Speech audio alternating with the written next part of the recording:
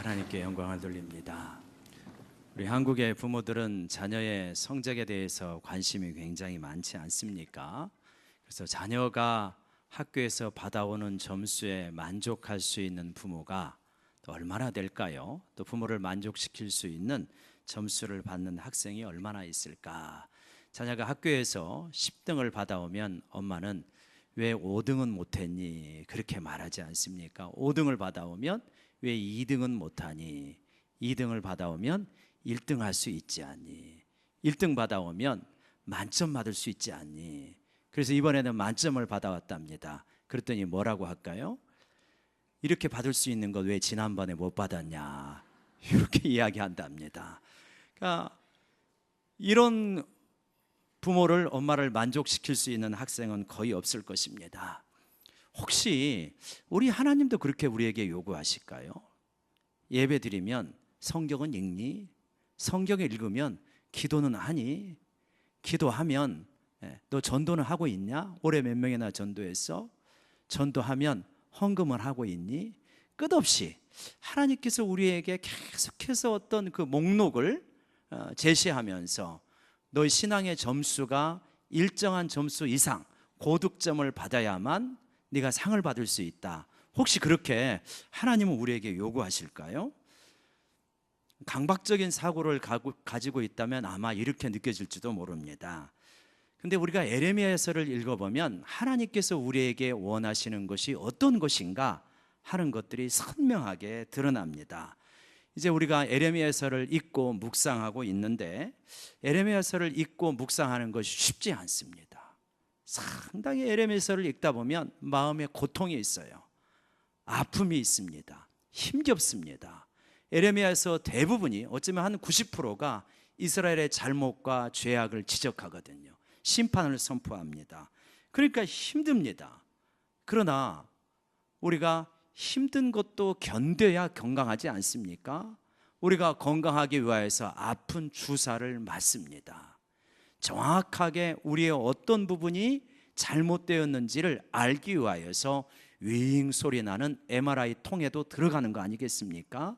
마찬가지로 우리의 영적 건강, 특별히 영원한 차원에서 진정으로 내가 하나님 앞에 온전하게 하기 위하여서는 에레미야서 같은 이러한 날카로운 X선과 같은 이러한 말씀 속에 우리가 들어가야 됩니다.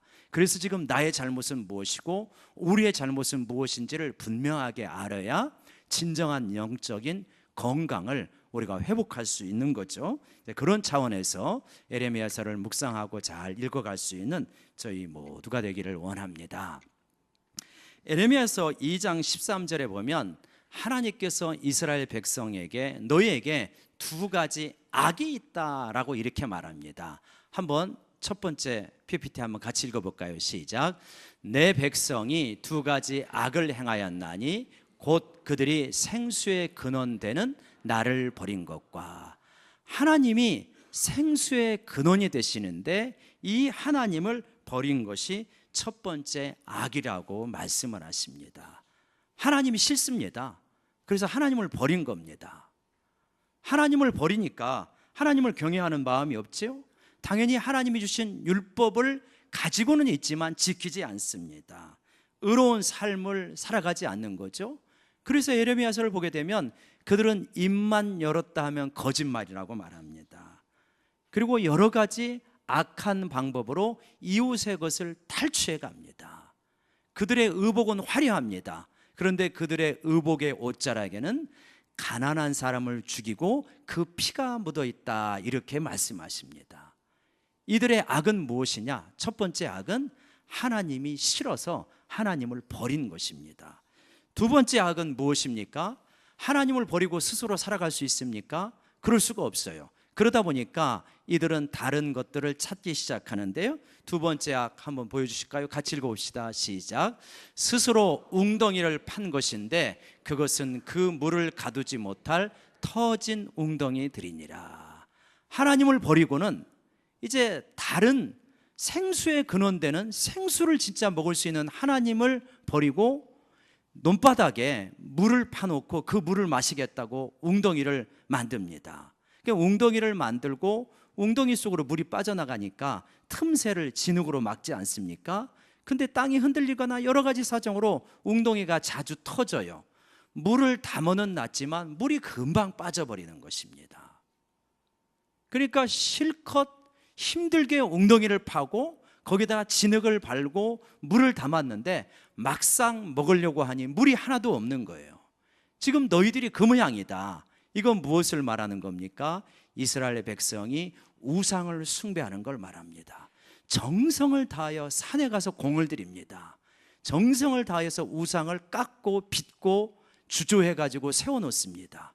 예물도 갖다 드리고요, 제사도 드리고, 그러면서 이 우상이 나에게 축복을 주고 이 우상이 나에게 복을 가져다 줄 거라고 기대합니다. 그러나 정작 필요한 시기에는 우상이 아무런 힘도 발휘할 수 없다.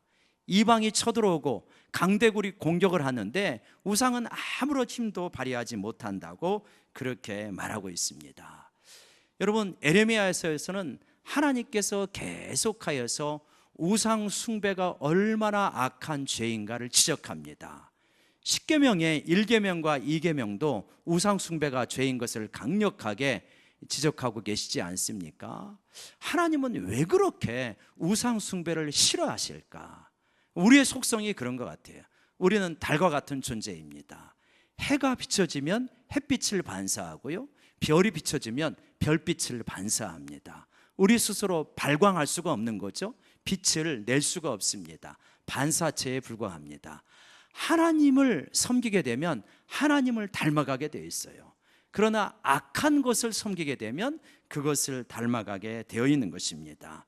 우상을 섬긴다, 더럽고 지저분하고 탐욕스러운 우상을 섬기면 그것을 닮아갈 수밖에 없다는 것입니다. 시편 115편 8절을 보면 이것을 이렇게 가르쳐 주고 있습니다. 시편 115편 8절 같이 읽어볼까요? 시작요. 우상들을 만드는 자들과 그것을 의지하는 자들은 다 그와 같으리로다. 우상을 만드는 자들은, 우상을 의지하는 자들은 우상과 같이 되어진다는 것입니다. 무엇을 많이 바라보고 무엇을 많이 생각하고 무엇을 떠받드느냐, 그것을 닮아갈 수밖에 없다는 거예요. 여러분, 오늘날 이 현대인들의 우상은 무엇입니까? 뭐 바알이나 아세라라든가 몰렉이라든가 그런 건 아니지 않습니까? 그런데 그것들을 섬기는 그 이스라엘 백성이 그것들을 섬기는 그 밑바탕에 있는 마음은 대동소이합니다. 오늘날 현대인의 우상은 누가 뭐래도 물질이겠죠. 그리고 대중문화일 것입니다. 여러분, 오늘날 우리 주변에 벌어지고 있는 이 끔찍한 이들을 보면서 얼마나 개탄스러우십니까? 제가 이제 지하철을 타고 이렇게 예전에 가고 있는데 한 젊은 청년이 열심히 무엇인가를 스마트폰으로 해요. 그래서 슬그머니 옆으로 보니까 뭐냐면 이제 1인칭 시점에서 자기가 총을 들고 나가는 것입니다. 그래서 나오는 사람들을 쏴서 죽이는 거예요. 그리고 이제 우군이 나오면 쏴지 않아야 되고 적군이 나오면 쏴서 죽이는 겁니다. 그러니까 많이 죽이면 죽일수록 점수가 올라가겠죠. 등급이 올라가겠죠. 얼마나 그것을 열심히 하는지. 이 시대에 많은 게임이라든가 대중문화라든가 그런 걸 통하여서 얼마나 그러한 잔인하고 폭력적이고 감각적이고 그런 것들이 얼마나 많이 나옵니까? 그런 것들을 다 보면서 그런 것에 중독되어져 가는 우리의 자녀들이 결국은 부산 여중생이라든가 강릉이라든가 뭐 이러한 무수한 끔찍한 일들을 저지르지 않겠습니까?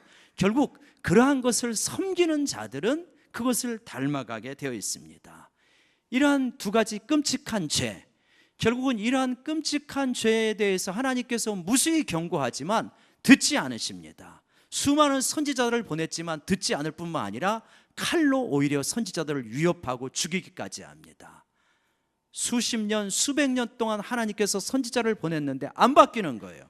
그러자 하나님께서 이제 경고를 하십니다.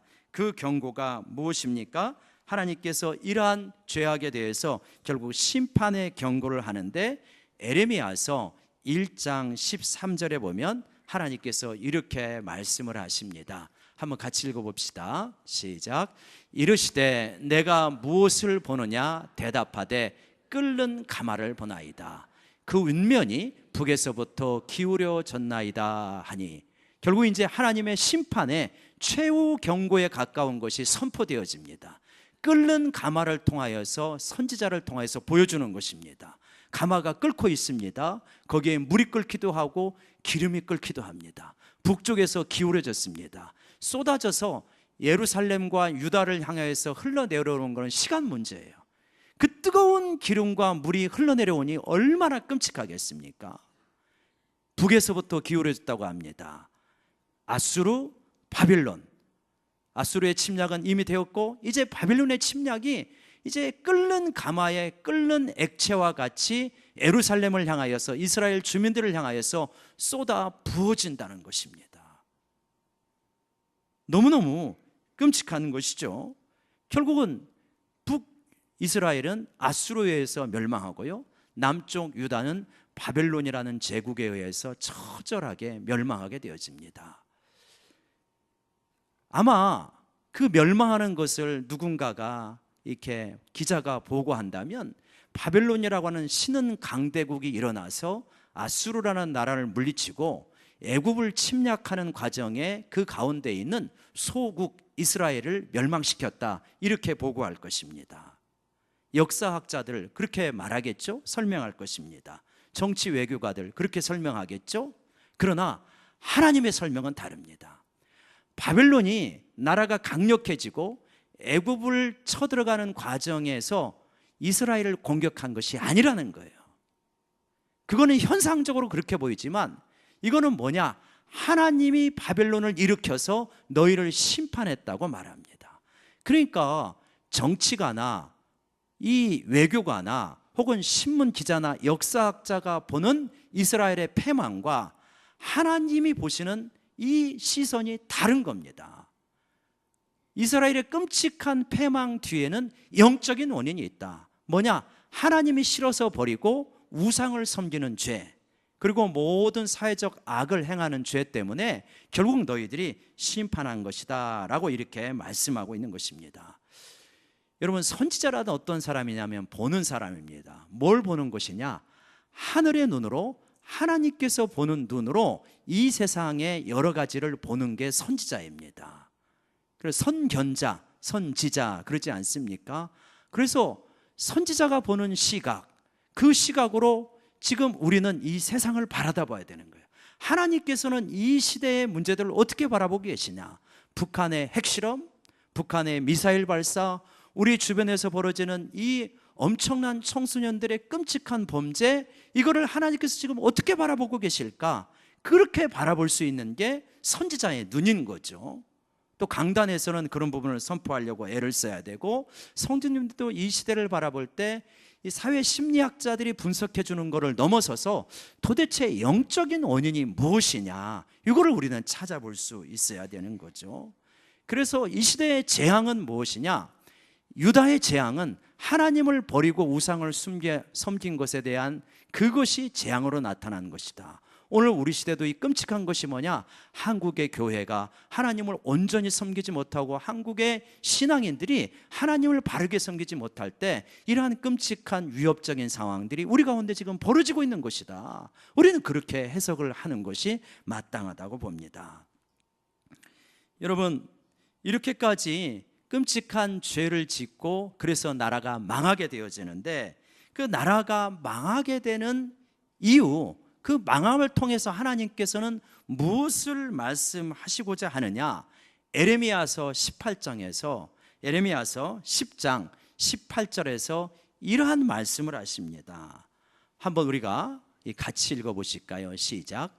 여호와께서 이와 같이 말씀하시되, 보라, 내가 이 땅에 사는 자들을 이번에는 내던질 것이라. 그들을 괴롭게 하여 깨닫게 하리라 하셨느니라. 이 땅에 사는 유다 백성들을 내던져버리신대요. 이 땅에서 뽑아가지고 던져버리신다는 거예요. 그래서 어떻게 하냐? 그들을 괴롭게 해가지고 깨닫게 하라. 너의 잘못이 얼마나 끔찍한 것인지 깨닫게 해준다는 것입니다.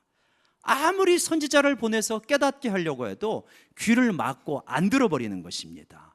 그러자 나라가 망하고 포로로 끌려가고 수많은 사람이 죽는 그 고통을 통하여서 너희들이 깨닫게 할 수밖에 없다. 그게 하나님의 지금 심정인 것이죠. 여러분, 참 이거 보면 우리가 얼마나 미련한 존재인가, 그런 거 깨닫을 수 있죠. 정말 몸으로 처절한 아픔을 경험해야만 아이고 내가 잘못했구나 깨닫는다는 거예요. 이게 너무 가슴 아픈 거죠. 여러분, 이런 말씀을 보면 혹시 우리 가족 중에, 아는 사람 중에, 자녀 중에, 남편 가운데 혹은 뭐 친척 가운데 너무 말을 해도 못 알아들으면, 아무리 권면을 해도 못 알아들으면 좀 놔두셔야 됩니다. 아, 이게 괴롭게 해서 깨닫는 단계로 가야 되는가 보다. 그 분별을 해야 되는 거죠. 너무 구해주려고만 하면은 안 바뀌어요. 괴로움을 당해야 깨달음이 있고, 그래야 조금 바뀔 수 있는, 그러니까 엄청난 수업료를 지불하고 나서야 깨달을 경우들이 있어요. 미련한 인생인 거죠. 여러분, 이번에 인천 초등생 그 살해나게 된 김 모양이 있고 박 모양이 있지 않습니까? 박 모양의 경우에 집이 굉장히 좋은가 봐요. 변호사를 12명을 선임했다고 하더라고요. 무시무시한 겁니다. 12명을 선임하다니. 그래서 9명이 제외가 되고 결국 3명이 재판정에 나왔다고 합니다. 그래서 그들이 뭐라고 하냐면, 이 박양은 다중인격이라든가 이런 정신질환이 심각해서 이런 범죄를 저질렀다. 그래 이제 형을 감면해 달라고 요구하는 거죠. 부산에 이러한 끔찍한 폭력이 일어나자 12년 전에 부산에서 있었던 개성중이란 그 학생 살인 사건의 그 피해자 아버지가 인터뷰를 한 적이 있습니다. 그 중앙일보에 이번 주에 실렸는데요. 그 아이들끼리 학교에서 딱밤 놀이를 하다가 한 아이가 욕을 하니까 다른 아이가 이 아이를 주먹과 발로 차고 책상 의자로 때려가지고 아이가 나흘 만인가 죽었습니다. 너무 끔찍한 거죠. 자기 아들이 죽으니까. 근데 이 아버지가 좋은 분인가 봐요. 이 피해자, 이 가해자 학생을 결국은 이제 합의를 해주고 좀 이제 앞으로 잘 살도록 해줬습니다. 그런데 이 학생이 나와가지고 SNS에 이런 글을 썼다는 거예요. 살인도 좋은 경험이다. 이제는 누구도 이길 수 있을 것 같다. 이거를 이 아버지가 10여 년이 지나서 자기는 이제 그때 충격으로 뇌경색이 와가지고 말을 잘 못하고, 그 어머니는 우울증이 와가지고 바깥에 돌아다니지를 못한다는 거예요. 그런데 이 가해자 학생은 어떻게 됐냐? 명문대 의대를 진학했다는 거예요. 그래서 이 아버지가 이 가해자 학생이 악마라고 생각하지는 않는다. 그런데 자기가 했던 행동, 자기가 했던 말, 그것에 대해서 좀 공식적으로 사과했으면 좋겠다. 그래야 내 속에 있는 이 한이 좀 풀릴 것 같다. 이런 인터뷰를 한 거예요. 여러분, 이랬을 때 우리 마음속에 이런 이야기를 들을 때 어떤 마음이 생깁니까? 분노가 생기지 않습니까? 자연스럽게. 어떻게 그럴 수가 있는가? 분노가 생기는 거죠. 이 분노가 무엇입니까? 이 분노가 무엇하고 연결되어 있는 겁니까? 하나님의 분노하고 연결되어 있는 것입니다. 아무리 좋게 해주려고 해도 그 아이의 미래를 위하여서 합의를 해준 게 무슨 의미가 있냐는 거예요. 그렇게 쓴다면. 이 하나님의 분노, 이스라엘 백성아 제발 돌아오고 거짓된 우상을 섬기지 말아라. 그렇게 무수한 선지자를 보내어서 선지자가 죽음을 당하여도 또 보내고 또 보내는 것이 도대체 너희에게 무슨 의미가 있느냐? 그렇게 모른다면 너희가 괴롭게라도 해서 깨닫는 방법밖에 없구나. 이게 하나님의 처절한 심정이지 않겠습니까? 그래서 이스라엘 나라가 망하게 되어지고 수많은 사람들이 죽게 되고, 그래서 포로로 끌려가는 그 고통을 당하게 될 때 이스라엘 백성들도 너무나 고통스럽겠지만 그 고통을 보고 있는 하나님의 심정은 더 괴로울 수밖에 없는 것이다. 오늘날 이 시대에 벌어지고 있는 비극을 바라보면서 그 피해자들, 가해자들 다 고통스럽겠지만 무엇보다도 우리 하나님께서 얼마나 아파하실까? 어떻게 하나님께서 그 영혼들을 이 세상에 만들어내실 때 그렇게 괴물과 같이 악마와 같이 살아가라고 만드셨겠습니까? 좀 잘 살아가기를 원했는데 어떻게 이렇게 악한 사람들이 많아질까?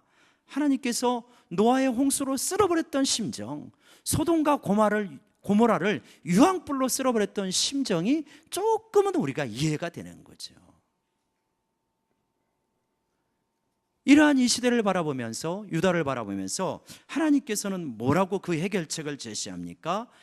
예레미야서 3장 13절과 14절에 하나님께서는 이러한 어떤 패망할 수밖에 없는 이스라엘 향해서 이렇게 말합니다. 우리 같이 한번 읽어봅시다.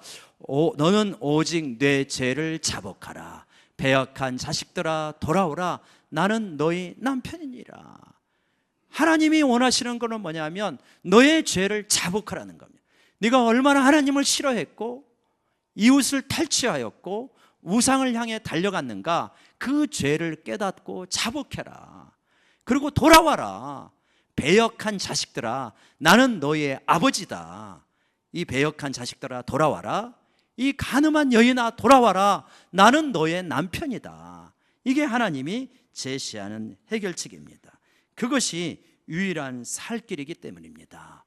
혹시라도 우리의 삶이 너무 고통스럽고 우리 민족의 현실이 큰일 났다라고 한다면 정말 우리가 하나님 앞에 자복하고 돌아가는 이 결단이 있어야 될 줄로 믿습니다. 그 길만이 유일하게 살 길일 것입니다. 하나님께로 돌아오면 하나님께서 그 죄를 용서해 주시고 우리 심령 가운데 놀라운 은혜를 부어주시는 것입니다. 하나님이 요구하는 게 가혹한 것입니까? 그렇지 않은 것 같아요. 우리가 읽었던 예레미야서 7장 3절에 보면 하나님께서 뭐라고 말씀하십니까? 만군의 여호와 이스라엘 하나님이 이와 같이 말씀하시니라. 너희 길과 행위를 바르게 하라. 너희 길과 행위를 바르게 하라. 그리하면 너희로 이곳에서 살게 해주겠다. 그 땅에서 살게 해주겠다. 한번 같이 외쳐봅시다. 길과 행위를 바르게 하라. 별로 그렇게 어려운 거 아닙니다. 양심적으로 살으라는 것입니다. 좀 정의롭게 살아가라는 거죠. 그러면 너희 나라가 망하지 않고 이 땅에서 영원히 살게 하겠다. 예레미야서 7장 4절에 너희는 이렇게 한 거짓말 믿지 마라. 이곳은 여호와의 성전이다. 여호와의 성전이다. 여호와의 성전이다. 3번이나 반복해서 말해요. 7장 4절에서. 그게 왜 그러냐면 여호와의 성전이 있으니까 예루살렘은 멸망하지 않을 걸, 예루살렘은 하나님이 지켜주실 걸, 그런 거짓말을 믿지 마라. 우리에게 적용해 보면 이게 가혹한 것일까요? 아유, 대한민국은 끄떡없어. 예수 믿는 사람이 1000만이나 돼. 너희는 그런 거짓말 믿지 마라. 너희가 의롭지 않으면, 너희가 정의롭게 살지 않으면 예루살렘 허물어 버린다는 거잖아요. 역사에 실제로 이루어지지 않았습니까? 하나님 이럴 때는 무섭습니다. 끓는 가마를 부어버리시고요, 정말 이스라엘 백성을 내던져버리시는 분이 하나님이시다. 하나님이 늘 좋으신 것만 아니다. 회개할 때 긍휼을 베풀어 주시지만 고집을 피우고 죄악된 길로 가면은 결국은 쓸어버리시는 분이 우리 하나님이시라는 이 아픈 사실을 우리가 깨달아야 되겠죠. 그러면서 근데 하나님이 요구하시는 게 가하지 않다는 겁니다. 가혹하지 않다는 것입니다. 5절 한번 같이 보십시다. 5절에서는 이렇게 말씀하고 있지 않습니까? 예레미야서 7장 5절 말씀 같이 한번 읽어봅시다. 시작. 너희가 만일 길과 행위를 참으로 바르게 하여 이웃들 사이에 정의를 행하면, 하나님께서 너희가 이웃들 사이에 정의를 행하면 그 땅에서 너희를 영구히 살게 하겠다. 그래서 정의는 뭐냐? 고아와 과부 가난한 사람들을 압제하지 않는 것입니다. 너희 더불어 같이 잘 살아가는 것입니다. 우리 하나님이 원하시는 게 뭐 엄청난 게 아닌 것 같아요. 대단히 높은 수준을 요구하는 게 아니에요. 우상 섬기지 말아라. 그냥 좀 서로 사이좋게 이웃 것 탈취하지 말고 그냥 너에게 준 그 땅에서 좀 서로 더불어 살아가라. 뭐 엄청난 게 아니에요. 근데 못 살아간다는 거예요. 그렇게 못 살아가는데 어느 정도로 못 살아가냐? 에레미야서 5장 1절에 있는 정도로 못 살아갑니다. 못 사는 정도가 어느 정도냐? 에레미야서 5장 1절에 보니까 하나님께서 양보하고 양보하셔서 이렇게 말씀하십니다. 같이 한번 읽어봅시다. 시작. 너희는 예루살렘 거리로 빨리 다니며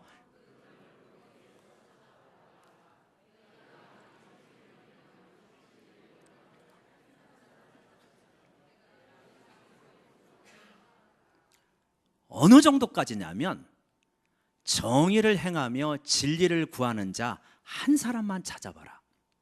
그러면 내가 이 성읍 용서하겠다. 이게 뭔 말입니까? 예루살렘이라는 그 도시, 하나님의 성전이 있다는 도시, 하나님께 날마다 제사를 드리는 도시, 하나님의 율법을 그렇게 암송하는 도시에 진리를 찾고 정의를 구하는 한 사람도 내가 찾을 수 없겠다. 도대체 얼마나 전적으로 부패하고 썩었다는 말입니까? 하나님의 기가 막힌 탄식이 있는 거죠. 한 명도 내가 구하지 못하겠다. 그래서 결국은 다 멸망하게 되어지는 거죠. 하나님이 원하시는 것이 그렇게 과하지 않은데, 하나님께서 엄청난 헌신을 요구하는 것도 아니고 특별히 완벽한 것을 원하는 것도 아니고 진리를 찾고 정의를 구하는 한 사람을 요구하는 건데 그거를 만족시키지 못하는 것입니다. 왜 그럴까요? 왜 이것이 이렇게 어려울까요? 결국은 욕심 때문입니다. 제가 아무리 생각해봐도 욕심 때문인 것 같아요. 욕심이 잉태한 즉 죄를 낳고 죄가 장성하면 사망을 낳습니다. 내 욕심과 내 정욕과 내 쾌락을 위하여서 이웃의 것을 아낌없이 무자비하게 탈취할 수 있는 마음입니다. 진리라고 하는 것, 이게 별로 중요하지 않습니다. 정의 별로 중요하지 않습니다. 내가 이 땅에서 얼마나 많이 누릴까? 얼마나 많이 소유할까? 얼마나 많이 장악할까? 이것만이 관심사예요. 여러분, 우리가 젊었을 때는 진리, 정의 이런 말을 들으면 가슴이 뛰었어요. 그러나 이 물질화된 소비 문화가 이렇게 팽배한, 쾌락 문화가 팽배한 사회에서 진리와 정의가 더 이상 사람들의 가슴을 뛰게 하는 것 같지 않아요. 소유, 성공, 높은 지위,